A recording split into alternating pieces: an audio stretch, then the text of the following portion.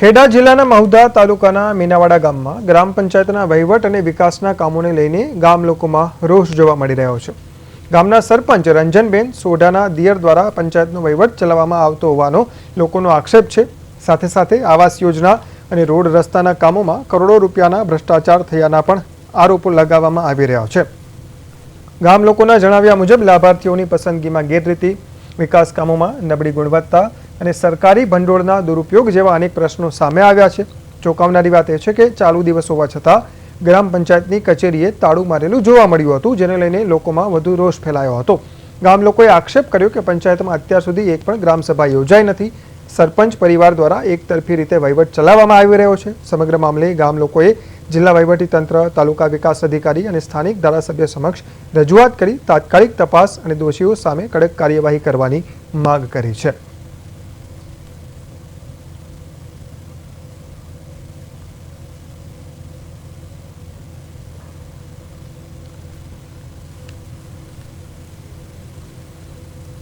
ભ્રષ્ટાચાર જ ચાલે સાહેબ।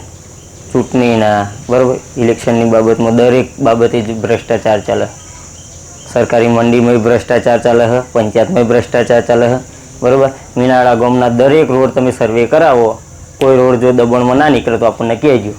આવાસ યોજનામાં મેં 3 વખત ફોર્મ ભર્યું હતું, 3 વખત પૈસા આપ્યા હતા બરાબર।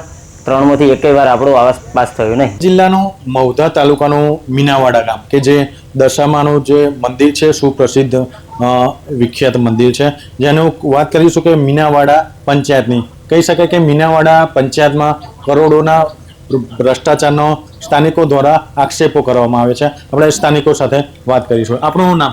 મહેન્દ્ર સોઢા છે। મહેન્દ્રભાઈ, કોણ છે સરપંચમાં? કોણ છે? રંજનબેન કરીને છે, કોઈ લેડીઝ છે, પણ એનો વહીવટ એમના ભરતભાઈ કરે છે, એમના દિયર કરે છે। જે આ ભરતભાઈ જે દિયર છે તેમના કઈ રીતના વહીવટ કરે છે અને એમાં જે આ સહી સિક્કા કરવાના હોય છે રંજનબેન કરે છે કે જે એમના દિયર કરે છે? એમાં કેવું છે, પંચાયતની આખી બોડીને સંકલન કરી અને ભરતભાઈ જાતે જ બધો વહીવટ કરે છે। અને જે હાલમાં વાત કરીશું કે મીનાવાડામાં રોડ, રસ્તા, પાણી લઈને કઈ રીતનો ભ્રષ્ટાચાર થયો છે? પાણી બાબતે તો સાહેબ, પાણી ગામમાં અડધા ગામમાં પાણી જતું જ નથી। આપણે બૂમો પાડીએ પણ એમનાથી એવું કહે છે કે તમારેથી થાય એ કરી લો, પાણી જે આવે છે એ જ આવશે। કેટલા ભ્રષ્ટાચાર થયો એવું લાગે છે તમને? આમાં તો 1 કરોડ 2 કરોડનો ભ્રષ્ટાચાર થયો એવું લાગે છે। કારણ કે કામમાં કેવું છે, પંચાયત બોડી છે પણ એક તરફું કામ કરી રહી છે। જેને જરૂર છે એને નથી આપતા, ગરીબ માણસને નથી આપતા। એ જ્યારે એમના મળતિયાઓને જ આપે છે, જે પંચાયતના બોડીના સભ્યો।